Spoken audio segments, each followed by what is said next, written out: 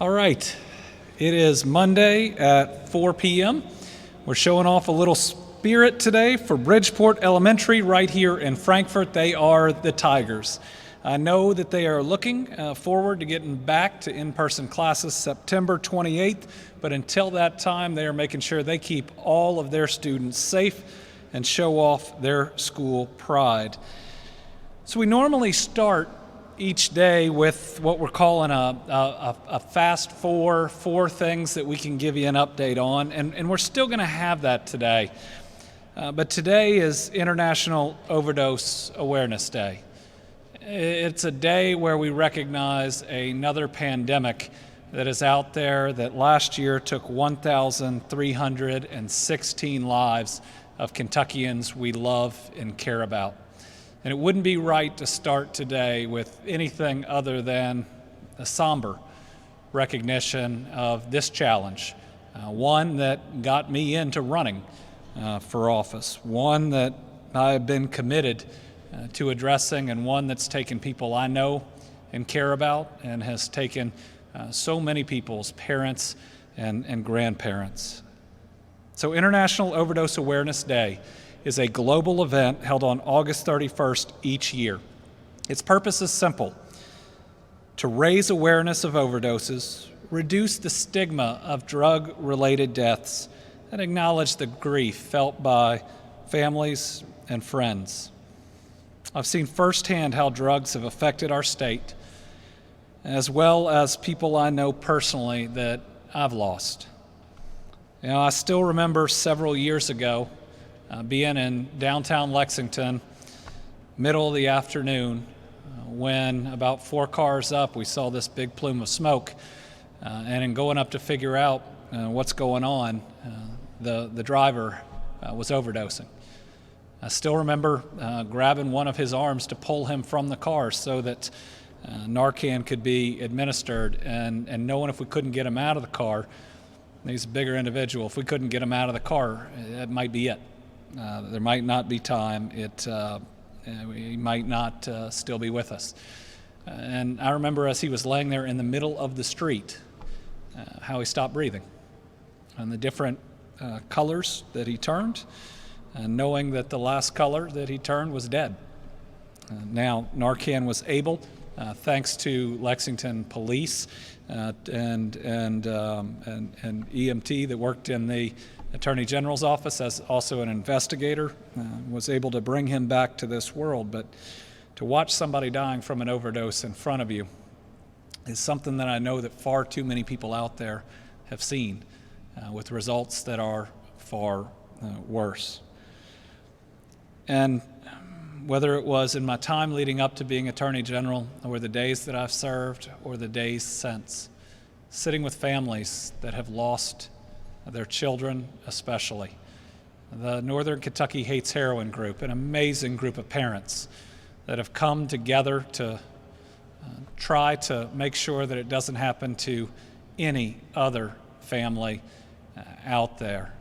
Sharing just a little bit of their grief, sitting with them as they look at photos and talk to me about how special their kids were. Helping out, whether it was the day that they were here, the very first time they came up, that a different Governor Beshear came out here and talked to them, or the 5K that I've gotten to go to every year to help raise awareness, where thousands of people turn out in Northern Kentucky. To my friend Emily, who leads Fed Up in Kentucky, who lost her son TJ right before he was going to deploy with our National Guard. There's so much pain out there. And these drugs, somebody may make a bad decision in the start. But by the time that an overdose happens, typically they have been suffering from addiction that we cannot treat as a bad decision. We have to treat it as the disease that it is, knowing that it is preventable, and knowing that all of us can step in to either try to help an individual suffering from it, or to hopefully be there with the training necessary to protect them in that worst moment. And I promised Emily when I ran for Attorney General that I'd do everything in my power to hold the companies, pharmaceutical companies accountable, and as Attorney General, I filed more lawsuits against opioid manufacturers and distributors than anybody else in the country. Now, my job is a little different, but my commitment has not changed. A big part of that is access to health care, ensuring that no one ever thinks that they can't go and get the help they need because of its cost. About making sure we're looking out for the physical, mental, and emotional health of all Kentuckians, and trying to make sure that we are investing, knowing how many people are suffering, to make sure that there's always someone there, that these community groups that do such a great job have the support they need. So listen, as Team Kentucky, we talk a lot about COVID, and rightfully so, but let's make sure Team Kentucky extends beyond this crisis to others that we've been dealing with and that we are right now. Awareness can be the key to someone's survival. Knowing what Narcan or naloxone is, knowing how to use it, knowing who to call, knowing if someone is suffering from addiction, and trying to get them help early. It can be uncomfortable, but it's that one call, it's that one intervention, maybe it's multiple ones, that may be the difference between somebody's life and somebody's death. And we talk about the tough outcome. What about all the positive outcomes of those that have gotten help, have pulled their families back together, have gotten their kids back with them, have rebuilt their lives? I have a friend who was able to start multiple automotive parts companies. He actually does some photography for baseball too. And to be able to, after he got his life back together, eventually even rightfully getting a pardon for crimes that he committed while under the influence, under addiction, watching how a family can come back together, can heal and create such a brighter future. This is really important for us. So make sure, even when we are in the midst of what we're dealing with, that we're looking out for those around us, because COVID doesn't make this any easier, it makes it harder. It makes it harder on us mentally and emotionally, which can fuel more addiction. It makes it harder for us to be there and to know when someone is suffering from an addiction. It may make it harder to get to them when we need to. So please, keep up all your efforts, redouble them if we have to. It is about saving lives. And finally, Kentucky State Police Angel Initiative, something started by my predecessor, a great program, something we're going to keep doing, making sure that we have those types of initiatives where anybody can visit a KSP post, be paired with a local officer who will assist them in locating appropriate treatment. This is bigger than all of us. It is another challenge of our times that really questions the type of people that we are. My kids, your kids and grandkids deserve a Commonwealth not just free of COVID, but one where we finally get beyond just the massive amount of addiction we're dealing with, where we get our people healthier, and we move beyond not just the current crisis we're dealing with, but this drug crisis as well. And you know, those that suffer from addiction, you shouldn't have the stigma that oftentimes people want to bring up or place. And if you're out there and you're trying to get help, it doesn't matter if it's the first time or the 10th time, you're doing the right thing. If anybody judges you for that, and it doesn't say something about you, it says something about them. So everybody out there struggling to get their life back together, keep trying. We're all rooting for you.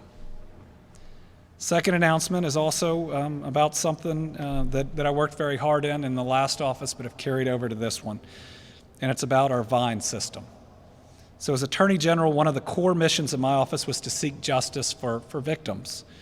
Our work, from arresting human traffickers to helping end the safe kit backlog, our rape kit backlog in this state, creating a cold case unit to seek justice for those folks that had been denied it too long. Our focus was on trying to help and assist those victims. That's why we worked with survivors to improve victim-centered services. That meant providing services in a manner that helped and lifted up those that were dealing with a level of trauma most of us can't comprehend. Now, as governor, I'm pleased to announce new funding to better assist victims with the information and services they need. One of the most difficult parts when you are a victim. And remember, that's not just somebody a crime has been committed against. If it's a homicide, it's that entire family that's been suffering. If it's a school shooting, it's the entire community that is torn apart.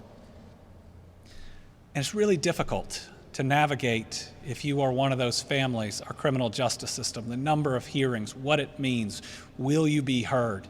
And our VINE system is the way that we try to provide information to those that are living through the trauma and deserve to know what's going on.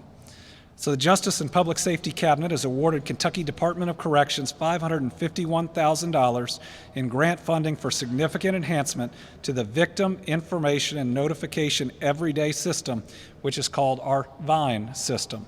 It offers timely and potentially life-saving notifications via email and phone about an offender, in this instance in custody. With the new funding, VINE will also help victims locate services they may need, provide alerts via text message, and create a unified database.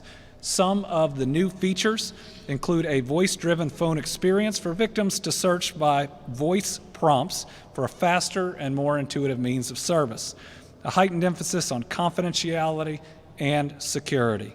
Users can now create a personalized watch list, allowing them to gain information, because I know far too many people that have been the victim of multiple crimes with multiple perpetrators that could be out there, that could be getting out the right of information to know where those folks are. Users can search for service providers by zip code to get the help they need. And while the new platform will take several months to complete, it will be launched by September 2021.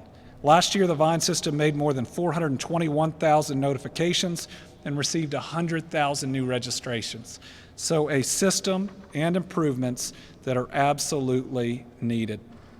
Also, in this area, I want to make sure that we highlight a grant that was provided last week, and I know it was reported on, but it was for better supporting the victims in Marshall County. It's a $408,599 anti-terrorism and emergency assistance program to grant assistance to survivors of the 2018 mass shooting at Marshall County High School. And I know that tore that community apart, but there's been a lot of healing. And I hope this grant continues to provide the services that I know individuals that have been through this and a community that has been through this truly need. So let's remember today that while the crisis of our moment is COVID, there's a lot of pain out there. There's a lot of pain from the things that may happen to us or those that we love. There's a lot of pain out there from addiction. If we truly want to be a better Kentucky as we come out of COVID, let's make sure that we use the same compassion and the same caring for our neighbor and living for our neighbor. And let's truly address these societal issues too. I'm a big believer that our world can be much better than it is right now. That's why I do this. I think my kids deserve a better Kentucky and a better world than they're growing up in.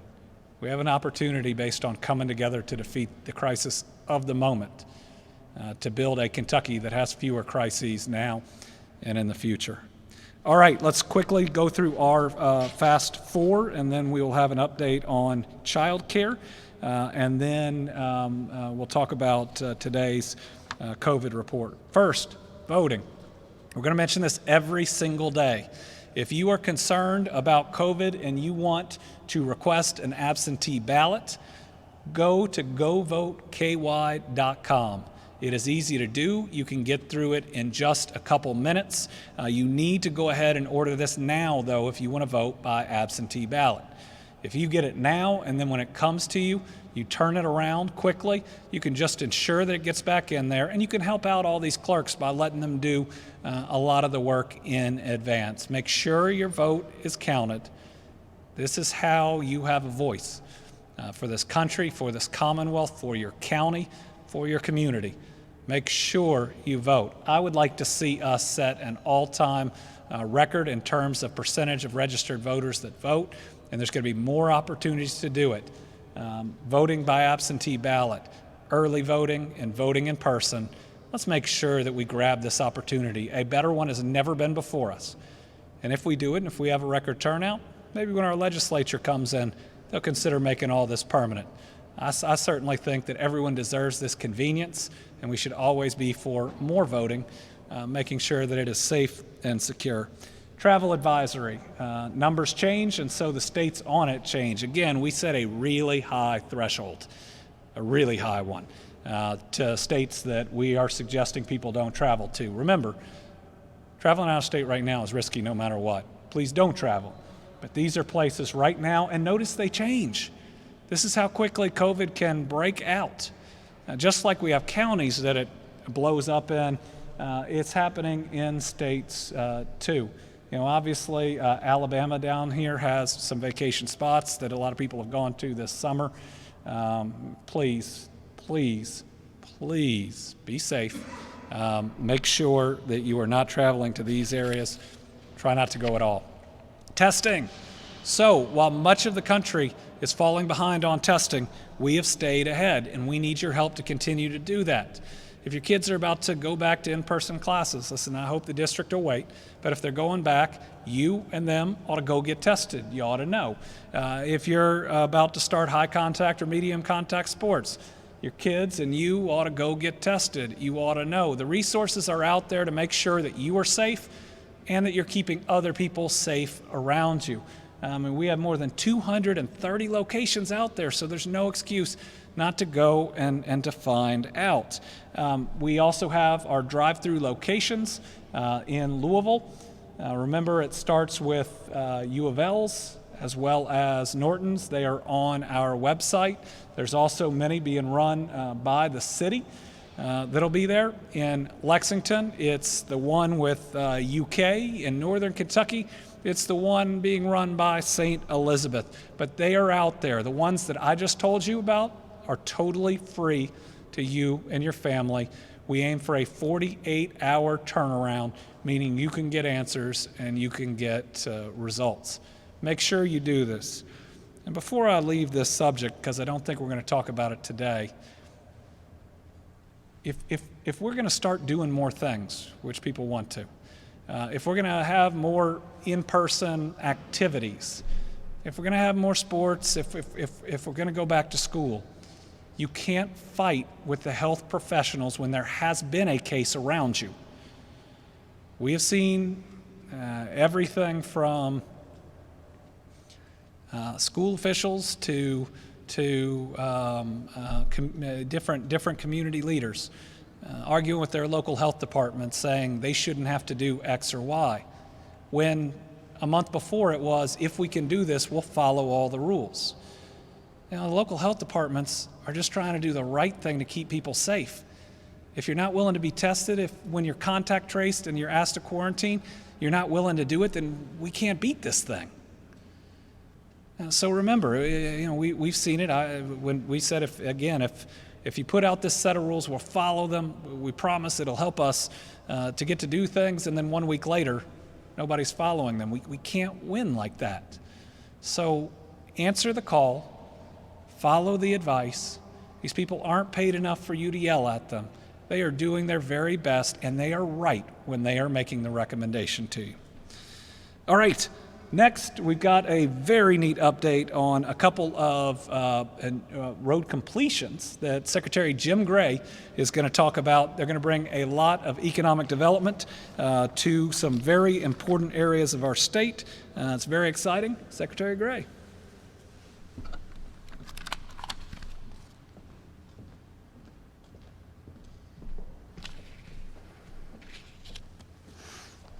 Well, thanks so much, Governor. As many of you know, one of the most important investments that any state can make for economic development is infrastructure, and that means good roads and bridges. And at the Transportation Department, we've been hard at work doing just that, building and repairing, first, bridges all across Kentucky. There have been some 40 bridges completed so far this year in western Kentucky, and 8 more due to be finished by the end of this year. But today, we're going to talk about roads and the influence that roads have on economic development. And I want to start by mentioning a meeting with the governor just a very few weeks ago. And in that meeting, he was dealing, of course, with a lot of things. He'd been dealing, of course, and is dealing, as he has been all along, with the pandemic, managing this pandemic. I came to talk about roads for a few minutes. And when it came to the projects that we're going to announce today, the governor actually did not miss a beat. When I brought him up, he said, let's go for it. These projects represent opportunity.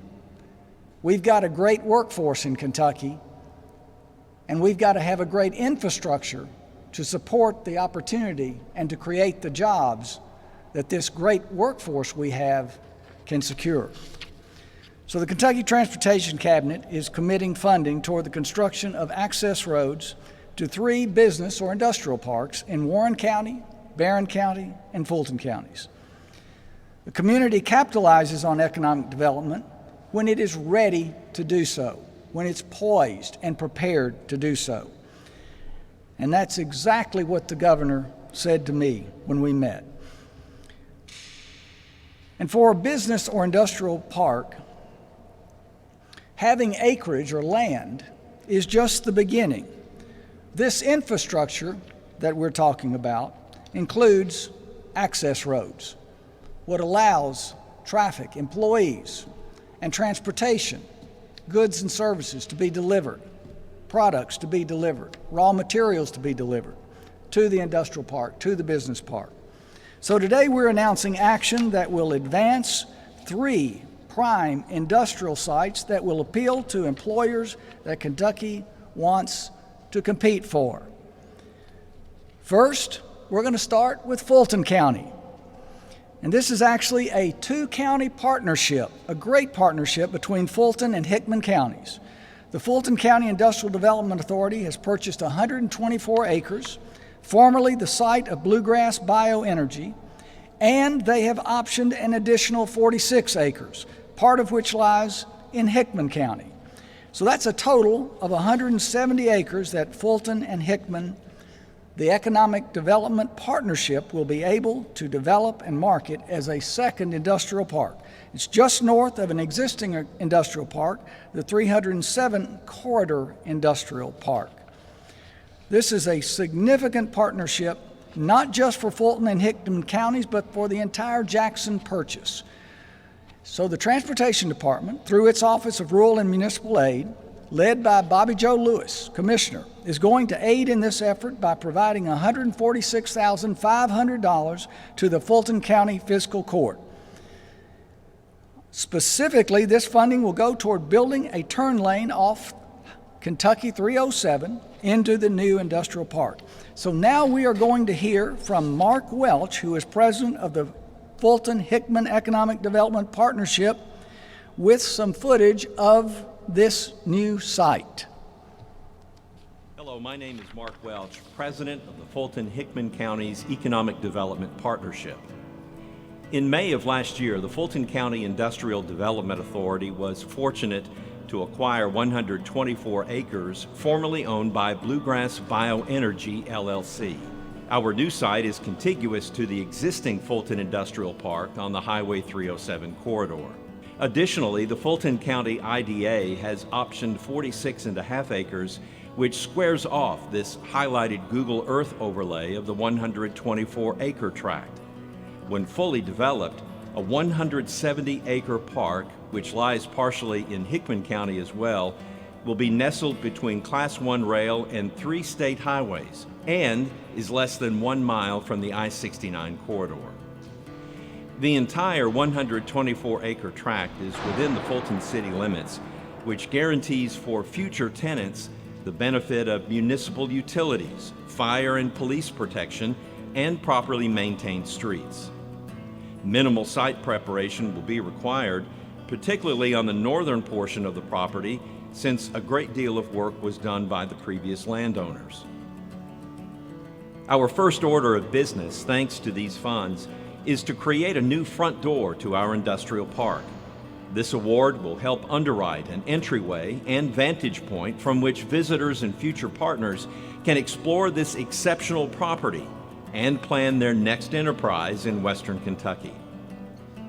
So, on behalf of Judge Jim Martin and the Fulton County Fiscal Court, Kenny Wilson and the Hickman County Fiscal Court, the Industrial Development Authorities of Fulton and Hickman Counties, Mayor David Prater and the City of Fulton, and all who care deeply about Western Kentucky, thank you, Governor Beshear and Secretary Gray, for investing in our future economic growth.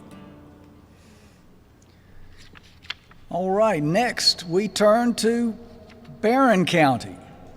The Barron County Economic Authority is in the early stages of developing a new industrial and business park along US 68.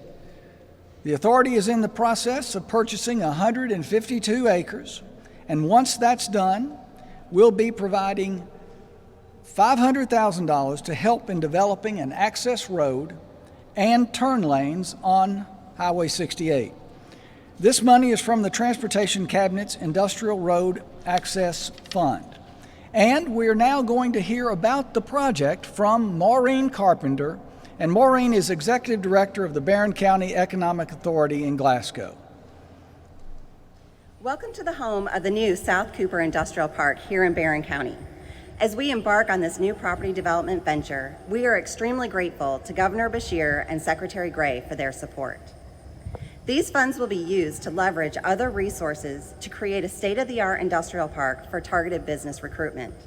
Having the safe and easy park access that will be created with the use of the road access funds through the widening of 6880, turning lanes into the park, and an entrance is vital.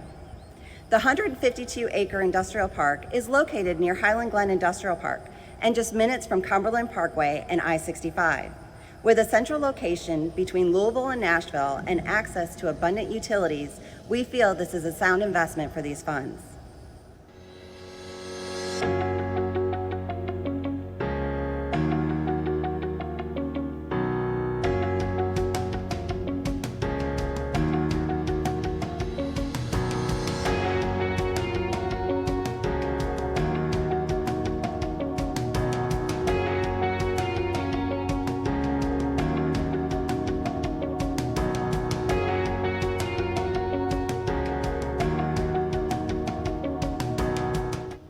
Property development is essential for our community's success and economic development.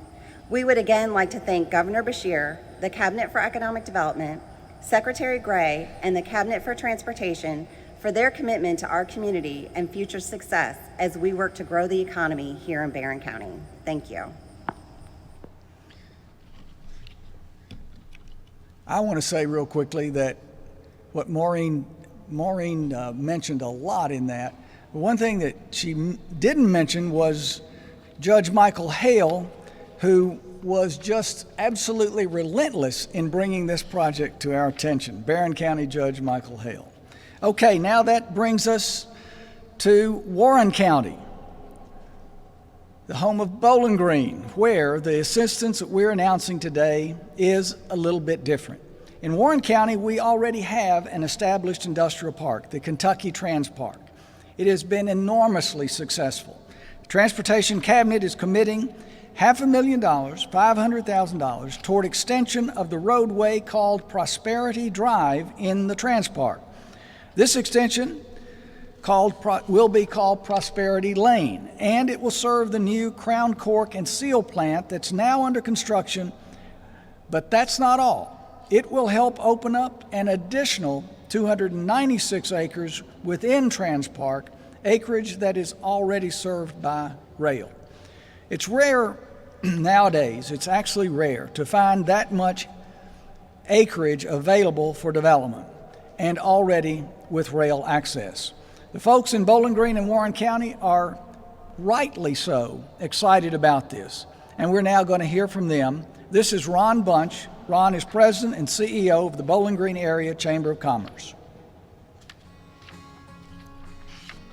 We are here today to celebrate the state awarding $500,000 to our community for a new road, which will provide access to Crown Cork and Seal's facility as well as a 296-acre expansion of the Kentucky Trans Park. This new road will connect the 84 acres to the additional 296 acres that the Intermodal Transportation Authority has recently purchased for development. The new land will give our existing businesses the room they need to continue to grow and expand. This new expansion of the Trans Park will allow the community to continue to attract new companies. Over the last 9 years, there have been over 1,500 new jobs announced in the Trans Park, thanks to companies investing $838.6 million into their facilities. Because of this new development, our community has the opportunity to surpass those numbers. Thanks to everyone's help on Team Kentucky, our community is a top 20 location for manufacturing in the U.S., a best place to live in Kentucky by Time Magazine, and nationally ranked for economic development success in the U.S. for 7 consecutive years. I want to thank Governor Andy Beshear, Transportation Secretary Gray, the entire Transportation Cabinet, and Kentucky Cabinet for Economic Development. I also want to thank Judge Executive Mike Buchanan, Mayor Bruce Wilkerson, City Manager Jeff Meisel, and all of our state legislators. We are all excited to be here today to celebrate this future new road in the Trans Park. Not only is it a sign of Bowling Green and the park's growth, it is a sign of how well our region and our counterparts in Frankfort work together to benefit our regional citizens. Crown's investment in Bowling Green will produce returns across many different economic sectors. Crown's decision to locate here will have a $340 million impact over the next decade. The new jobs being created will result in significant consumer spending in every business sector in our area. The Kentucky Trans Park is a driver of our regional economy. It is home to many great companies who I want to offer my sincere appreciation. I want to offer our thanks to Alpla, American Hoa Kentucky, Android, Bowling Green Metal Forming, Bilstein, Canon, Constellium, Crown Verity, Kite Kitchen and Design, Penn Austin, Rhenus, Shiloh, and TMS Automotive. I also want to thank tenants, South Central Kentucky Community and Technical College, Warren County Area Technology Center, Green River Education Co-op, and the Goodwill Regional Office. The 2,600 jobs in the Trans Park support an additional 4,500 jobs in our community, which will create an economic impact of $8 billion over the next decade. Each year, Trans Park employees spend $13.6 million at our local grocery stores, $8.7 million in our local restaurants, $3.4 million on entertainment, and nearly $10 million on insurance, just to name a few sectors that benefit from the spending. All of that is just part of what this road and the Kentucky Trans Park mean to our region. We owe a huge thanks to our companies that continue to invest, create jobs, and support our community. In closing, I want to offer my deep appreciation to the Governor, Secretary of Transportation, Secretary of Economic Development, Team Kentucky, our legislators, City of Bowling Green, Warren County, the ITA Board of Directors, and our whole economic development team. All right. Governor, thanks for helping us allow opportunity to meet preparation. Thank you, sir.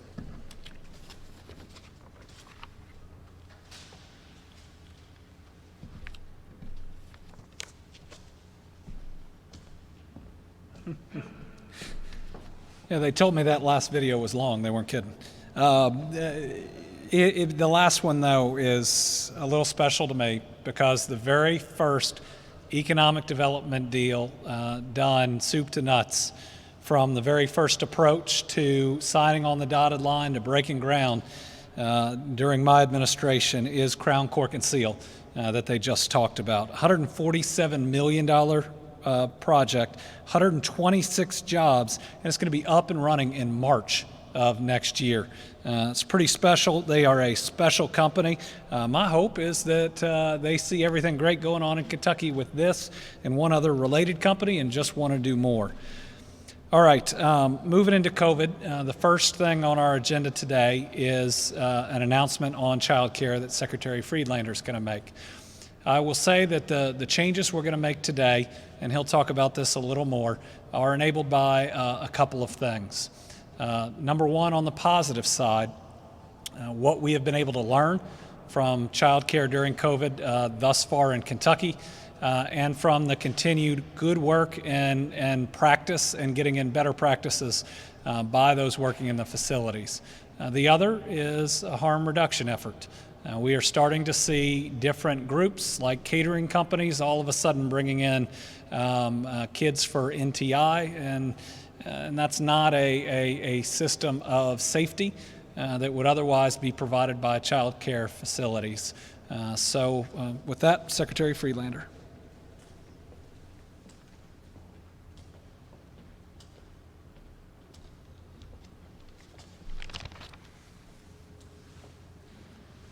Thank you, Governor. By the way, I did ask for my absentee ballot last week, so I just want you to know that. COVID has forced a lot of difficult decisions. We've been trying to balance and have tried to balance public health and safety versus business versus a lot of different things. And we've learned as we've gone through. So with this learning, we are going to put into place and have filed some emergency regulations around childcare today. So we recognize it's been a difficult time for childcare providers, for parents, and we want to make sure that we support the adequate capacity and access to childcare. But this has been a learning process. When we started, we learned a lot about COVID. We know a lot more than we did when we began. As childcare providers, we've learned a lot about how to get children in and out of facilities and what it means to have them in groups. We've learned the importance of masks and wearing them at all times. We've learned the importance of social distancing. So there are many, many things that we've learned. And as we've learned, I think we've also learned, and we see through the General Assembly, we now understand the importance of childcare, how important it is for parents to have a place so that they can go back to work. So with this, we know that capacity and childcare deserts existed across Kentucky prior to COVID, and what COVID has done is exacerbated those very deserts. So what we're offering today is a comprehensive approach. We know that we need to support additional capacity.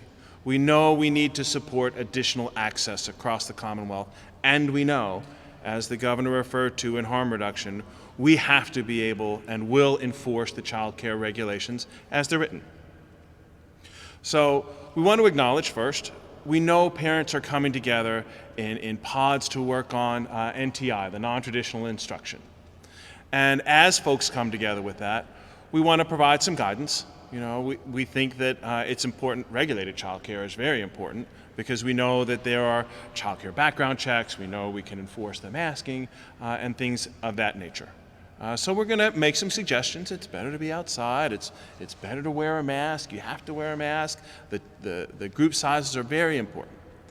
But as people begin this non-traditional instruction, we also know that in the whole continuum of childcare in Kentucky, we have very, very few of those smaller providers, those registered and certified providers. And what we hope is that people, as they experience this NTI and this working together, that they may want to become registered or certified childcare providers. So we're going to provide some funding and some support to get those folks registered and certified as ongoing childcare providers. We're going to learn whether this makes a difference and whether this is helpful, and we hope that it is, because we need more folks to participate in those smaller size childcare experiences. So we're going to make sure that we accelerate certification and registration. We're going to provide about $2,500 to help people start up. And this, we hope, leads us to an understanding of how to support folks and better understand how to support folks to become registered and certified providers. Another group that has been really heroes used too often, but has been so helpful as we began the reopening of childcare and knew that we had to support our essential health workers. Places like the YMCA, who became limited duration centers. We know some of them have transitioned to licensed childcare, and we want to support that as well. So we're going to allow those limited duration centers an opportunity to function for another 90 days and then to come into licensure. And again, we'll support them with accelerated licensure, with consultation to get them to full licensure. And we expect them to. And even employers who may want to provide childcare for their employees, we're giving you an on-ramp to become licensed childcare providers. And we will support you through that process. And finally, the other thing that we are doing is that we are increasing the group size from 10 to 15. We know we're at a plateau. We've seen our positivity rate begin to decline. We think that this is an important step as we have all learned together the best way to cohort, the importance of masks, the importance of social distancing, and we've learned how to do that. So with that, we want to make sure that we support those group size. We're going to allow some very limited tours for parents. That's been a concern through the child care providers. We're going to continue with our All-Stars program to continue to support quality child care. And we're going to allow, instead of the fingerprint background checks, because you know that is still a challenge across the Commonwealth, some name-based background checks. So, supporting NTI to move towards, if possible, registered and certified. Some ideas about how to do that moving forward and some support. Those folks, as you referenced, that are providing this NTI for reimbursement and advertising, we're going to enforce the child care regulations. And those folks will either need to close or need to come into licensure. We're offering that path. So we want to support and continue to support child care providers. We did it with the initial CARES funding. We're going to continue to do it with CARES funds. And so we hope that this is a relief to providers, a relief to parents, and a way that we can increase capacity in not just one way, but in a variety of ways, so we can address the entire continuum. Thank you.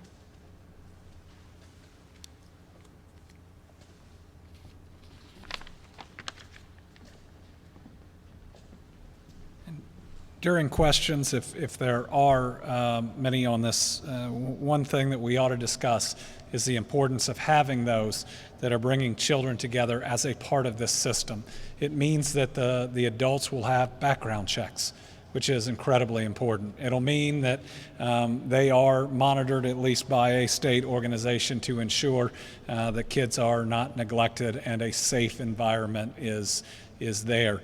Incredibly important that if kids are going to come together in something that's done safely during COVID, but it's also done safely if we weren't in COVID. So making sure that we're trying to create as many safe places for our children.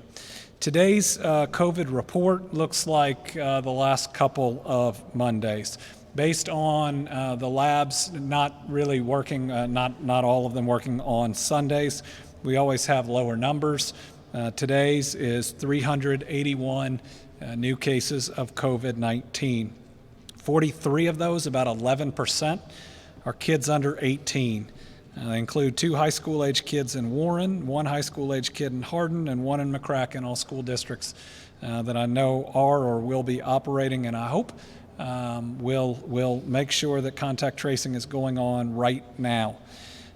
Total cases to date, 48,396. That's after all of our duplicates are removed. Up on the White House that we don't have a slide today, up on the website that we don't have a slide today is the White House's report for this week. It actually tracks last week. It has 59 of our 120 counties in either the red or the yellow zone. We want the vast majority of our counties not in either. 14 counties in the red zone, which they call critical, are Warren, Christian, Scott, Callaway, Knox, Greene, Logan, Rowan, Todd, Russell, Simpson, Carroll, Monroe, and Breathitt. And then in the yellow counties, Jefferson, which they've moved to the yellow for the first time, Fayette, Madison, Hardin, Kenton, Bullitt, Pulaski, Davis, Boone, Oldham, Franklin, Shelby. I forgot that this can get you moving pretty fast. Laurel, Barron, Nelson, Jessamine, Graves, Taylor, Hopkins, Bell, Greenup, Henderson, Casey, Clark, Harlan, Grayson, Clay, Marion, Spencer, Marshall, McCreary, Wayne, Clinton, Cumberland, Muhlenberg, Mason, Whitley, Anderson, Harrison, Ohio, Meade, Allen, Trigg, Union, and Crittenden. And if that sounds like I just named all of Kentucky's counties, I named almost half. That's where we are. If that took a long time to read, it's because half of our state is in either a red or a yellow zone, and we have small counties. Counties surrounding these counties are in a difficult place too. While our positivity rate is going down, we have more people than ever that are coming down with COVID, almost 10% of which end up hospitalized, and sadly 2% of which right now lose their lives. Let's remember how serious this is, and let's not act like everything is normal during a worldwide health pandemic when this is what we're dealing with. And whether that's me attempting to say, let's wake up, I don't think we've been asleep, but I think maybe we've been taking a nap the last couple of weeks. Let's make sure that we wake up and start doing the things it takes to defeat this virus, especially if we're going to do other things like sports and get everybody back to school. Then that means we got to be even better with everything else, including this weekend. When we talk about groups of 10 or less, that's important for Labor Day. It's important for Derby. And you could say, how could you do that? I mean, I'm not doing it, COVID's doing it. And remember the 4th of July and what we saw around that period of time. And on the 5th of July, everybody said, oh my goodness. And we had more people looking to get tested than ever before. I mean, the White House says in the documents I just showed that we need to have groups of 10 or under when they get together at people's houses. So do it safely. Just invite those people closest to you or divide it amongst your friends and have different groups of 10. And I don't know, you can Zoom together, do whatever you want, but please try to track this guidance. It's just 1 year, right? It's just one Labor Day that we're asking this for. Of all the Labor Days in our life, one in every 100-year pandemic, let's please try to do this one a little differently and a little safer. Because if we don't, if we say, oh, it's my right to have a huge party in my backyard, you're playing Russian roulette, but not with your own life, with somebody else's, probably someone else that you don't know. And if enough people do it, it means somebody loses that game. Remember, we're living for each other. I'm saying that a lot lately, but when we make bad decisions, most often somebody else pays for it and can pay for it with their lives. We've got 3 new deaths today, which brings our total to 933. We talked about overdoses, which 1,300 in a year is heartbreaking. That's over 12 months. I mean, we're really only in 6 months of COVID, and look at what we've got. We've got 2 major crises going on here. Remember, we're losing a whole lot of people in both of them. Let's do what it takes to address both of them.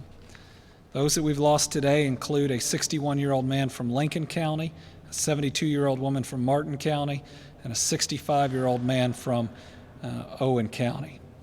So remember, let's light our homes up green. I saw a lot of green on US 60 between Frankfort and Shelbyville just Saturday early morning, right around Shelby County High School. Thank you to those. You really have your homes lit up so people can see and can feel that compassion. And so tonight, the Capitol's going to remain green. Governor's Mansion's going to be purple, which is the color of overdose awareness in honor of those that we have lost there. And then we'll go back to being green for however long it takes to beat this virus. With our numbers today, about 6 counties having double-digit cases: Jefferson 111, Fayette 39, Madison 21, Warren 21, Pulaski 20, Callaway 17. All of the rest will be online. I know we're running a little late today, so we will skip the positive social media, but we will show that tomorrow. Child care facilities, 5 new facilities having at least 1 new case. That's 168. That means as we expand capacity, we got to be careful. 2 new staff, 6 new children. Long-term care, 8 new residents, 12 new staff, 10 new resident deaths. That means going back into deaths that we've sadly announced. We know they're attributable to long-term care facilities. K through 12 schools, 14 new students, 3 new faculty or staff, meaning we've got an additional 74 facilities that we now know from the last time we reported that have at least one case or have had one case related to them. And in our colleges and universities, 7 new students, 10 new schools since the last time. So I know we're right up on the hour, but we'll open it up for questions to those who want to stay and ask. And Shelby, we'll start with you. On the child care, parents that are doing those learning pods with NTI, are they encouraged to register with the state or required? We'll ask Secretary Friedlander to chime in. This is a quick answer, but they're encouraged. We want to give them a pathway to come in and certification and register, but if there's no funding changing hands, if there's no advertising, that's fine. That's creative. That's something we want to encourage and support. And I think it's important to point out the difference between a business that was doing something else and all of a sudden sees, an opportunity here, probably doing it for the right reasons, but can't operate like they are a child care facility without following the rules and the regulations that it's based on. Let me do one question that's written because we need Dr. Stack for it. Asking what Dr. Stack thinks about the Washington Post story about the president's new pandemic advisor pushing controversial herd immunity strategy, worrying public health officials. As it comes up, I will say that is incredibly reckless. We'd lose over 1 million people. I'm absolutely against it. We should not be that callous. Thank you, Governor. Last week, you had to add emphasis to my statement. This week, you provided the emphasis before the statement, so I'm going to have to up that. I think that statement and that assertion that herd immunity is a viable way to go I'd use much worse words. It's not just reckless, it's irresponsible, it's a failure of leadership, it's the kind of language that shouldn't be coming out of a serious, educated professional in that role at the national level. I'm just going to give you some numbers, and I estimated these all way down. This one, about 330 million Americans. Let's assume the mortality rate is only 0.7%, so it's only 7 times influenza. Currently, we got 1.9% in Kentucky. That'll come down, but let's say it's 0.7%. That's the lowest number I've seen anywhere. And herd immunity is probably going to require at least 70% of the population who have been infected. So if you had 70% of 330 million, that's 231 million. And then if you take just 0.7%, that's 1.6 million Americans who have to die to get to herd immunity. Now, if you say it's a 1% death rate, it's 2.3 million Americans. So that's 1.6 to 2.3 million Americans. And I'll just observe, smallpox ran rampant for a long time, and so did polio, and we never got to herd immunity. So anyone who's advocating herd immunity who's in a position of leadership probably should not be in that position of leadership.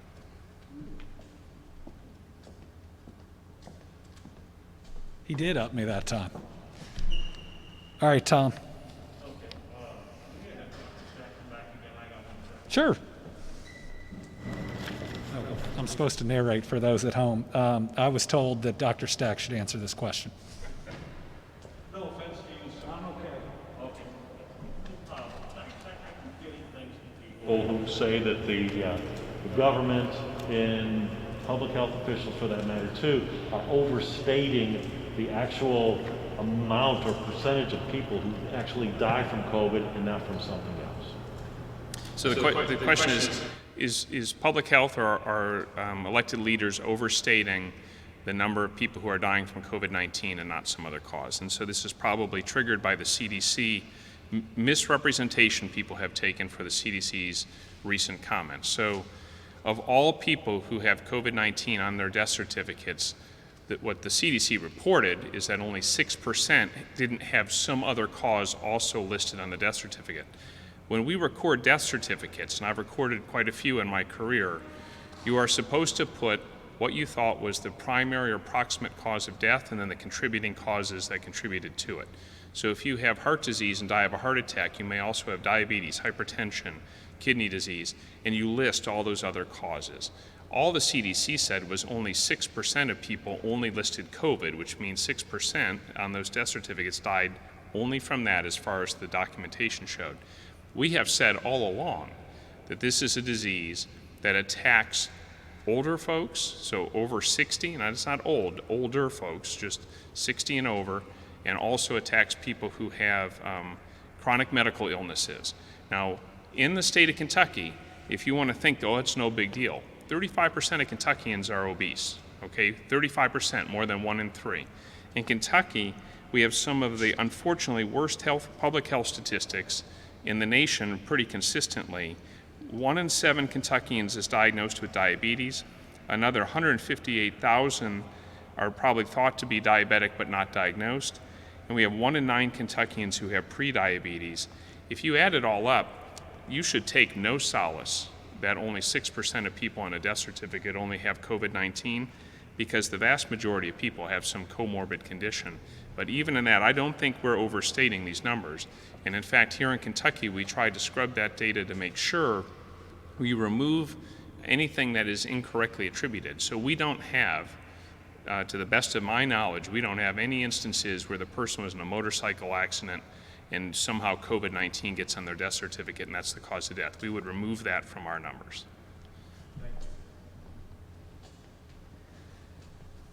And I'd just add another example. Think about all the people in Kentucky that have asthma. They get COVID, they develop pneumonia. Pneumonia may be the official cause of death, but they wouldn't have pneumonia but for COVID and what it causes. Again, I know we all want to get back to our normal lives, but not believing we have a worldwide health pandemic when 183,000 Americans have died. I mean, how many do you need to actually believe it's happening? I would certainly hope 183,000 is enough. The fact that we have politicized something that is killing us, that is hurting us, is just an absolute shame. Going to the child care regulations, how significant has the community spread of coronavirus been stemming from cases that originated in child care facilities? Are we seeing a large swath of cases coming from? So the question is about child care facilities and the concern about whether it arises in a child care facility. This is a little bit about what we're hearing in some schools too, in that you get a case and somebody says, well, it didn't start in the school. No case starts in the school or starts in the daycare. The concern is that it's a place where people come together. And it's a place where people come together, and especially with kids, where they have a really hard time social distancing. With most child care facilities, it's a lot of kids coming together that have trouble social distancing, that may also have trouble wearing a mask depending on the age they're at. And so what we know is that it's an environment with children carrying as large, if not more, of a viral load than adults, where we know transmission occurs. With kids, maybe not, with kids not suffering as much as adults, it's not just that we're worried about a child having harm in the daycare center, it's going back to grandmother and granddad or mom and dad. And that's where we see the ultimate harm and the ultimate outcome. And oftentimes we don't know that a child in daycare has had it until the parents or the grandparents have tested positive. So the ultimate harm that we're worried about is more of the spread. And we know we've seen examples in other places about the spread. We know we've seen some clusters in Kentucky, but we know it's happening. It's the way that the virus works. So balancing the societal needs is our challenge here, making sure that the kids are in a safe place, but also that we are preventing as many deaths as we can. I remember when Dr. Birx came and she wasn't talking about child care, she was talking about people in their 20s in bars. And they said, what we see is a lot of people in their 20s get it. 2 weeks later, people in their 40s jump a lot. And 2 weeks after that, the grandparents start dying. So it's more about just how we know that those contacts are spread based on the setup. Lawrence? How do you explain the record number of COVID cases last week in light of the regulations that are in place? Mask mandate, social distancing, things like that. That's a great question, and it brings me to me not accidentally not reporting our positivity rate today, which is 4.42%. So the bad news is we have a record number of cases last week. The good news is fewer percent of people being tested are testing positive. So we have a lot of the virus, we're also testing a lot, which is a good thing. And our positivity rate going down shows us that the mask mandate is working. The White House says it's working in the documents that they have based on the numbers that they see. We are detecting more cases, which can help us, if we do this right, to quarantine and hopefully get an even better grasp on it. But what we're finding out now is that we had more cases out there all along, and the fact that we have stopped that exponential climb makes it all worth it. Do I think that we will see a direct decline? Well, we're about to do more things. And during this period where we've had the mask mandate and where we've stabilized, we've done things like some going back to school. We're going to see sports. We've probably let our guard down a little bit, and we're still staying relatively stable. It may be that we do see an increased spike even with the mask mandate, because you got to think how many people are wearing masks, how many people are social distanced, and how much contact they have in what environments for what duration. And so those are all, a lot of factors that come together. But no question the mask mandate is working here and elsewhere. I have full confidence. Is there an age group that these cases are in, or is it all over? So we are seeing more cases in people under 18 just about every week. And I believe that's two things. Number one, our kids are doing more things. They are not just at home anymore. So that was going to naturally happen. Number two, more of them are getting tested. That's a good thing. It means we can detect it in someone and prevent the spread from it. We are certainly seeing more in that. We've seen more in 20s, 30s, and 40s. Obviously, the age has gone down significantly. The average age, I think it was at about 40 last week. But remember, when we started testing, we were testing those most at risk. So some of it is a little bit natural, but some of it's also how it's being spread. Debbie? On the child care, are you getting the sense, or are you all learning about situations where some of these pop-ups are popping up without that are taking money or are in for business reasons? Let me ask Secretary Friedlander to respond to that. The question is, are we learning about instances where groups that, let's say traditionally, don't provide child care are suddenly advertising?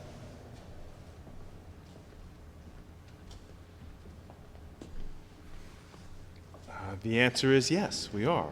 And we've heard in different folks, like the governor said, advertising. We've heard caterers. We've heard people with big spaces who are trying to bring folks in and have them pay for some place to sit for NTI. We're going to go and inspect. That's what we do. And we need to make sure that those places are in compliance with the licensure and child care regulations, because those are things that keep kids safe. And when we go in and inspect, we enforce mask mandates, we enforce group size, and we will continue to do that. And if they are operating illegally, we are going to ask them to close.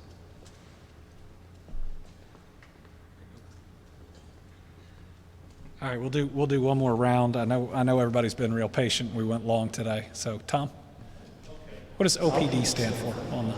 Office Pub. All right, Office Pub and Deli here in Frankfurt. Yes, sir. On the NTI folks, how many kids can they have at one of those centers? The class size ought to be the same, right? The maximum class size would be for the NTI groups as well. Yes. So.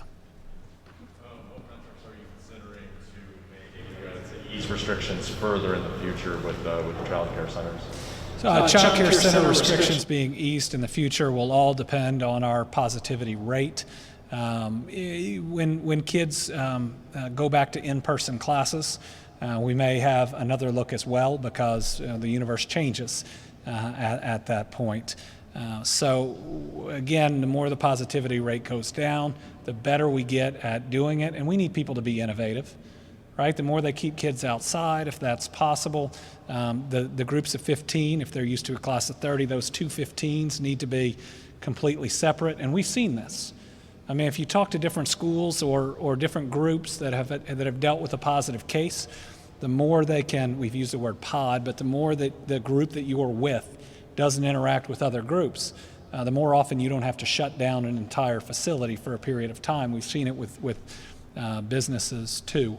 I've got a friend who had a child that went back to private school that's now in 2-week quarantine. You know, they're I don't want to say they're happy to do it, but they're more than willing to do it because they know that this is what's being asked. But you know, that required the shutdown, I think, of a class for a longer term as opposed to the whole school. Kind of same thing with the child care facilities. Trend continues, the higher plateau, but no decline. Will you consider pushing back further the date for in-person classes? The question is, if we see a spike, would we push back in-person classes? I'd say right now I have confidence that absent seeing something in those that are already open, that we expect in-person classes to resume September 28th. As I sit here today, I believe that that will happen. Do you foresee any financial assistance for child care given that some providers haven't been able to open or they're saving on the So I believe to date we have provided $67 million to child care providers. Certainly what we're looking at here is a program that provides an extra $2,500 to some that are starting up. Since this is the last question, I'll let Secretary Friedlander correct me, and then he can tell us all to be safe and get us out of here.